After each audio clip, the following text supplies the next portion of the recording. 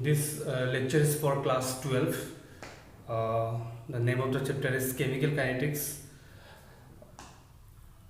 So, this is the branch of physical chemistry which deals with rate of reaction, factor which affect rate of reaction, and mechanism of reaction.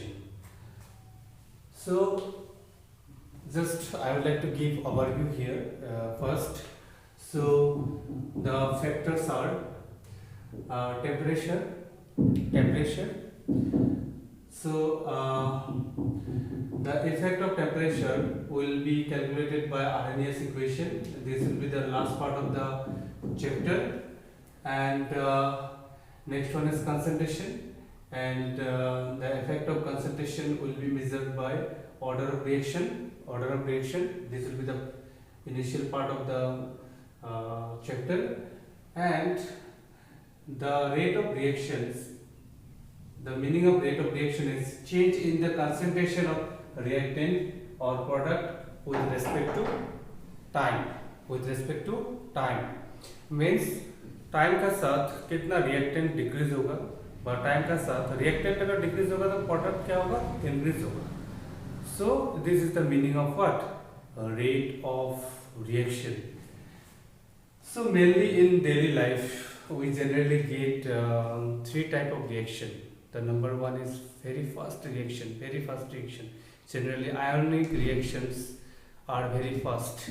For example, if sodium chloride react with silver nitrate, we get silver chloride and sodium nitrate, and this is the one of the example of ionic reaction. And for completion of this reaction only 10 to the power minus 6 second is needed. It means very fast reaction, very fast. And second one is very slow reaction. For example, rusting of iron takes years to complete. Means this type of reactions need many years to complete. So when the reaction is very fast, then rate cannot be determined. Very fast reaction. And for slow reaction also, the rate is meaningless. Rate will be meaningless because the reaction need more than 1 year to complete. And the third type of reaction is moderate reaction. For example, this is also called molecular reaction. For example, manufacture of ammonia. So the reaction can be easily calculated, and chemical kinetics chapter is for only this type of reaction, moderate reaction. So next we have to measure rate of reaction for a particular reaction. For example, a reaction is taken 2A plus 3B is equal to 4C.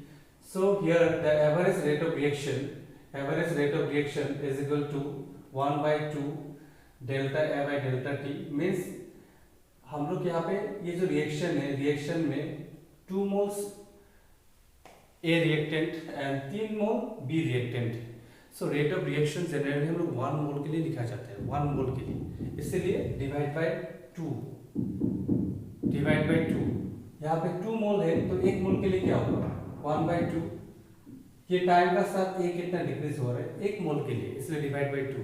और minus sign indicating that reactant का amount decrease हो रहा है, time का साथ decrease हो रहा है. एंड A जितना डिक्रीज होगा B का भी उतना ही डिक्रीज होगा. B का भी 1 मोल ही कंसीडर करना है, तो यहाँ पे 3 मोल लिया हुआ है, तो 1 by 3 डिवाइड बाय 1 by 3. दोनों रिएक्टेंट है तो डिक्रीज हो रहा है, तो दोनों के सामने माइनस साइन है. और जो प्रोडक्ट है वो इंक्रीज होगा. प्रोडक्ट भी 1 मोल के लिए लेना है, लेकिन यहाँ पे 4 मोल है तो divide by 4. So this is the technique average rate of reaction निकालने के लिए फॉर कोई भी, for any chemical reaction. So और एक reaction ले रहा हूँ, 3x plus y is equal to 2z. These two are reactant, this product. So mainly rate of reaction के लिए we have three terms. One is average rate of reaction, rate of appearance and rate of disappearance. So remember rate of reaction हमेशा 1 mole के लिए consider किया जाता है, 1 mole के लिए कंसिडर किया जाता है. तो यहाँ पे एवरेज रेट ऑफ रिएक्शन क्या होगा आपका, जैसे यहाँ पे 3 मोल है, x 3 मोल है, y 1 मोल है, z 2 मोल है. सो dx by dt by delta x by delta t, ये ब्रैकेट का अंदर जो भी लिखते हैं ना, दैट इज एक्चुअली कंसंट्रेशन मतलब molarity. So molarity is taken in mole पर लीटर. सो कितना मोल पर लीटर कितना टाइम में कम हो जा रहा है. सो पर 1 मोल के लिए है तो 1/3 है, 1/3. So minus sign, the meaning of minus sign is decrease हो रहा है. रिएक्टेंट का रिएक्शन जब होता है तो टाइम का साथ रिएक्टेंट डिक्रीज होता है, प्रोडक्ट बढ़ते जाता है. सिमिलरली यहाँ पे y तो 1 मोल है तो हम लोग डिवीजन करने की जरूरत नहीं है, 1 मोल के लिए लिखना है. एंड ये जो प्रोडक्ट है, प्रोडक्ट तो बढ़ेगा तो यहाँ पे प्लस साइन है, प्लस साइन नहीं देने से क्या होगा, 2 मोल है तो 1 मोल के लिखेंगे तो 1/2. So this is average rate of reaction, average rate of reaction. और एक बात है, ये जितना कम होगा 1 मोल में उतना 1 मोल में ये भी उतना ही कम होगा, 1 मोल में ये उतना बढ़ जाएगा. सो ये इक्वल होता है, this is equal to this equal to this equal to. But rate of appearance और रेट ऑफ डिसअपीयरेंस में ना, इसमें आपको साइन नहीं लेना है. अपीयरेंस का मतलब ये मीनिंग है प्लस है, बढ़ रहा है. डिसअपीयर का मतलब है गायब होते जा रहा है. तो ये मीनिंग है ऑलरेडी, माइनस प्लस यहाँ पे मीनिंग अंडरस्टूड है, इसलिए साइन देने की जरूरत नहीं है. और यहाँ पे आपको 1 मोल के लिए नहीं लिखना है, 1 मोल के लिए नहीं लिखना है. तो ये रेट ऑफ अपीयरेंस है, delta Z by delta time के साथ कितना मोल पर लीटर अपीयर हो रहा है प्रोडक्ट में. और यहाँ पे किसी एक का लिखा है मैंने, x का लिखा है, x का डिफरेंस डिसअपीयरेंस लिखा है, y का भी आप लिख सकते हैं. कितना मोल पर लीटर टाइम के साथ डिसअपीयर हो रहा है, गायब होते जा रहा है. And the unit of rate of reaction is mole पर लीटर पर सेकंड. में फिर से बताता हूँ, जैसे कोई भी एक लेने से हो जाएगा. जैसे delta x by delta T लिखा है. डेल्टा एक्स मतलब एक जो रिएक्टेंट है उसका कंसंट्रेशन मतलब मोल पर लीटर. सो मोल पर litre by divide by time, तो मोल पर लीटर पर सेकंड. तो रेट ऑफ रिएक्शन की यूनिट है मोल पर लीटर पर second. So one numerical is given. This is a reaction, ammonia react हो रहा है ऑक्सीजन के साथ, नाइट्रोजन मोनोऑक्साइड प्रोडक्शन हो रहा है एंड वाटर प्रोडक्शन हो रहा है. तो यहाँ पे 4 मोल है, यहाँ पे 5 मोल है, यहाँ पे 4 मोल है, यहाँ पे 6 मोल है. तो average rate of reaction, ammonia reactant है तो डिक्रीज हो रहा है. 1 मोल के लिए लिखने से 1/4. ऑक्सीजन का 1/5, ये 5 मोल है, वो 1 मोल के लिए लिखना है. नाइट्रोजन मोनोऑक्साइड 1 मोल के लिए लिखना है तो 1/4. और वाटर 1 मोल के लिए लिखना है तो 1/6. ये इजी है, प्रैक्टिस कर लो आराम से आ जाएगा. So this is another numerical. ये न्यूमेरिकल थोड़ा इंपॉर्टेंट है, एंट्रेंस के लिए भी इंपॉर्टेंट है. इस टाइप का क्वेश्चन एंट्रेंस में भी पूछता है, बोर्ड में तो पूछेगा, एंट्रेंस में भी पूछता है. जैसे nitrogen plus hydrogen ammonia production होता है. तो given statement is given during the formation of ammonia 2 mole of nitrogen disappear in 1 minute. तो 1 मिनट में कितना मोल नाइट्रोजन डिसअपीयर होता है, नाइट्रोजन 2 मोल डिसअपीयर होता है, मतलब रिएक्टेंट से प्रोडक्ट बन जाता है. सो हम लोग को निकालना है find rate of reaction. Second निकालना है rate of disappearance of hydrogen. Third question rate of appearance of ammonia. 3 part है.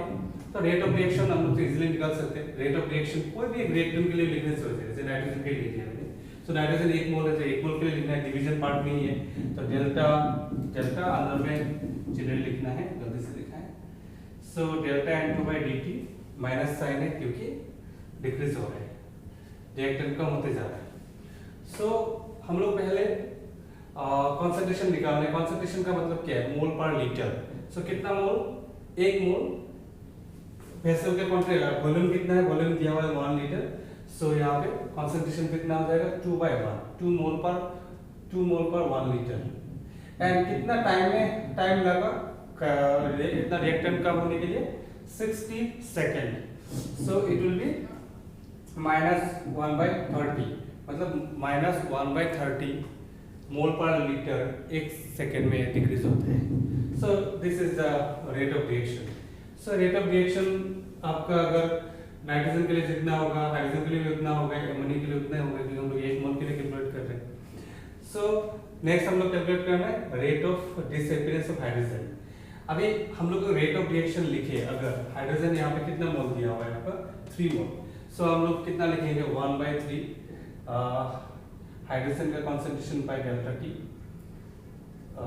और ये जो है this is actually rate of reaction. Rate of reaction हम लोग पास कितना था, -1/30 ऑलरेडी हम लोग कैलकुलेट कर लिए। लेकिन हम लोग तो 1 मोल के लिए नहीं निकालना है, पूरा के लिए निकालना है, तो 3 उधर चला जाएगा, तो 3 और माइनस कैंसिल हो जाएगा, तो डेल्टा H2/ΔT ये हो जाएगा आपका rate of disappearance of hydrogen is equal to 1/10 mole पर litre per second. Remember rate of reaction 1 mole के लिए लिया जाता है, लेकिन रेट ऑफ अपीयरेंस और डिसअपीयरेंस आपको पूरा रिएक्शन के लिए लिया जाता है, तो वहाँ पे डिवीजन नहीं होगा, तो इसलिए हम 3 को उधर लेके चला गए। तो this is rate of disappearance of what, hydrogen. Similarly rate of appearance of ammonia, ammonia निकालना है, तो एमोनिया में कितना होगा 2 मोल है, तो रेट ऑफ रिएक्शन पहले निकाल लेते हैं। तो रेट ऑफ रिएक्शन निकालने के लिए क्या होगा 1/2 concentration of ammonia by delta T is equal to क्या होगा 1/30। 1/30 इसलिए लिया कि ये पॉजिटिव में होगा, प्लस में होगा, क्योंकि ये प्रोडक्ट है, प्रोडक्ट का अमाउंट बढ़ता जाता है। तो हम लोग अपीयरेंस निकालने के लिए फिर हम लोग को इस साइड में ये नहीं चाहिए, हम लोग को डिविजिबल पार्ट नहीं चाहिए, तो ये पार्ट रखने से हो जाएगा, हाफ उधर लेके जाइए तो हाफ उधर इंटू हो जाएगा, तो 1/15 मोल पर लीटर पर सेकेंड। सो यहाँ पे हम लोग मेनली अभी रेट ऑफ रिएक्शन कैसे निकालते हैं वो सीखा है, rate of appearance, rate of disappearance. एक बात याद रखना, रेट ऑफ रिएक्शन के लिए रिएक्शन हमेशा 1 मोल के लिए कैलकुलेट किया जाता है, और रेट ऑफ अपीयरेंस और डिसअपीयरेंस पूरा रिएक्शन के लिए कैलकुलेट किया जाता है। एंड रेट ऑफ रिएक्शन का जो यूनिट है वो मोल पर लीटर पर सेकेंड। इसका मीनिंग है 1 सेकेंड में कितना मोल पर लीटर डिक्रीज हो रहा है या तो इंक्रीज हो रहा है। रिएक्टेंट होगा तो डिक्रीज होगा, प्रोडक्ट होगा तो क्या होगा, इंक्रीज होगा। सो ये लेक्चर में इतना ही मैं बोल रहा हूँ, आप लोग प्रैक्टिस कीजिए, अभी काफ़ी न्यूमेरिकल आने वाला है इसमें, जितना मिल रहा है उतना सीखने की कोशिश करो। वीडियो में बहुत सारा प्रॉब्लम्स होता है, साउंड प्रॉब्लम होता है, पास में कैमरा लाने से आपका पूरा बोर्ड कवर नहीं होता है, दूर में चला जाता है, साउंड नहीं आता है, लाइट नहीं होने से क्लियर नहीं दिखता है, लाइट होने से रिफ्लेक्शन होता है, lots of problem are there. And uploading में भी प्रॉब्लम होता है, ज़्यादा मेमोरी बीट कम होने से भी क्लियरेंस नहीं होता है, बीट बढ़ाने से अपलोड करने में 4-5 घंटा लग जाता है, नेट गायब हो जाता है। सो जो भी हो प्रॉब्लम से but we should solution oriented, जितना मिल रहा है आप लोग क्लियरली घर में करो। नेक्स्ट वीडियो ट्राई करूँगा आज शाम तक अपलोड करने के लिए।